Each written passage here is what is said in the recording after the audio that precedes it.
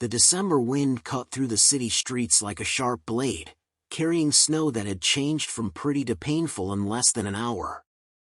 Gabriel Sterling pulled his black overcoat tighter around himself as he walked through the park, his mind still spinning from the board meeting that had gone 2 hours over schedule. At 38 years old, he had built Sterling Technologies from a tiny startup into a multi-million-dollar company. But success had come with a cost. 3 years ago, his ex-wife had taken their daughter, Emma, to California, and now he only saw her during holidays and summer breaks. His penthouse apartment was spotless and silent. His life was full of achievements but empty of warmth. He was cutting through Henderson Park because his driver had called in sick, and Gabriel had decided to walk the 15 blocks home instead of waiting for a car service. The Christmas lights hanging from the bare trees should have looked cheerful, but instead they made him feel even more alone. The holiday season had become just another stretch of time to get through. That was when he heard a voice. "Excuse me, sir." Gabriel turned and saw a little boy standing near a snow-covered bench. The boy looked about 7 or 8 years old. He wore a tan jacket that was too thin for the freezing weather, a red sweater underneath, and jeans worn out at the knees. His brown hair was wet from melting snow, and his cheeks were bright red from the cold. But it was his eyes that caught Gabriel's attention, wide, scared, but trying so hard to be brave. "Yes?" Gabriel stepped closer carefully, looking around for a parent. "Sir, my baby sister is freezing." The boy's voice shook. "I don't know what to do." That was when Gabriel noticed the bundle in the child's arms. A baby wrapped in a thin blanket was crying weakly. The infant couldn't have been more than a few months old. Her tiny face was red and scrunched up, and her cries were getting softer, which Gabriel knew was a very bad sign. "Where are your parents?" Gabriel asked, already pulling off his coat. "Mom left us here," the boy said, and his brave expression fell apart. "She said she'd be right back, but that was a long time ago, before it got dark. I tried to keep Sarah warm, but she won't stop crying. And now she's getting quiet. I remember Mom saying that's bad when babies get too quiet." "You're right. That is bad." Gabriel wrapped his expensive cashmere coat around both children, covering them completely. "What's your name?" "Timothy. Everyone calls me Tim." "Okay, Tim. I'm Gabriel. We need to get you and Sarah somewhere warm right now. Will you come with me?" Tim hesitated. Gabriel could see the battle on his young face. He had probably been told never to talk to strangers. But his baby sister was in danger, and this stranger was offering help. "I promise I'm safe," Gabriel said softly. "I have a daughter. If she were in trouble, I would want someone to help her. Let me help you." Tim nodded, and tears finally spilled down his face. "Okay." Gabriel gently took the baby into his arms, keeping his coat wrapped around both children. Sarah was frighteningly cold. Her crying had turned into weak little sounds. Gabriel's heart raced as he thought about distances. The nearest hospital was 10 blocks away. His apartment was 6. He made a choice. "We're going to my home first to warm you both up. Then I'm calling for medical help. Is that all right, Tim?" "Yes, sir." They moved quickly through the snowy streets. Gabriel's expensive shoes slipped on the ice. His suit jacket was too thin against the freezing air, but he barely felt the cold. Tim walked beside him, holding tightly to Gabriel's sleeve with one hand and wiping his tears with the other. "How long were you out there?" Gabriel asked. "I don't know." "A long time. Mom said she had to run an errand and would be back in 10 minutes. Then it started snowing harder, and it got dark, and she didn't come back." His voice grew smaller. "Did she forget about us?" "I don't know," Gabriel answered honestly, his thoughts racing. What kind of mother left a baby and a young child on a park bench in December? Even if she had meant to return quickly, where was she now? Right now, we're going to focus on getting you safe and warm. When they entered Gabriel's building, the doorman, Marcus, stared in surprise. Mr. Sterling, is everything all right? Call Dr. Richardson. Tell him it's an emergency. I need him at my apartment immediately. Then call the police, non-emergency line. Tell them I found 2 children abandoned in Henderson Park. Yes, sir. In the elevator, Gabriel looked down at Sarah. She had stopped crying completely.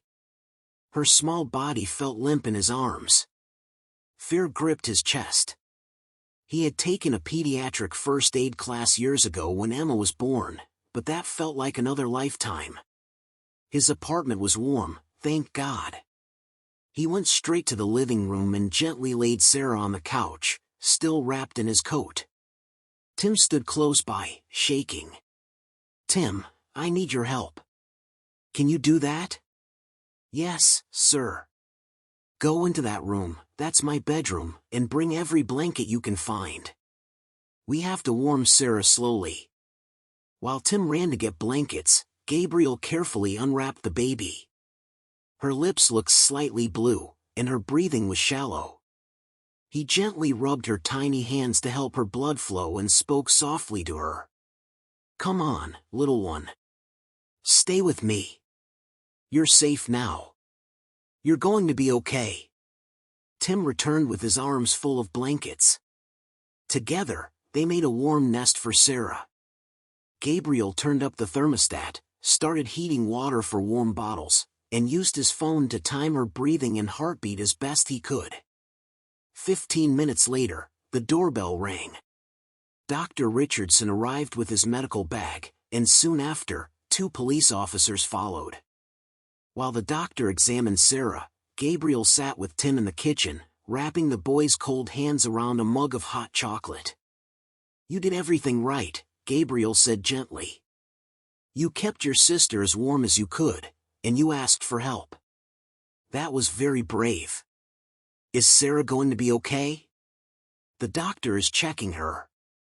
She's in good hands. One of the officers, Detective Chen, pulled up a chair. Tim, can you tell me what happened today? Start from the beginning. Tim's story came out in broken pieces. Their mother, Diane, was a single parent struggling with addiction.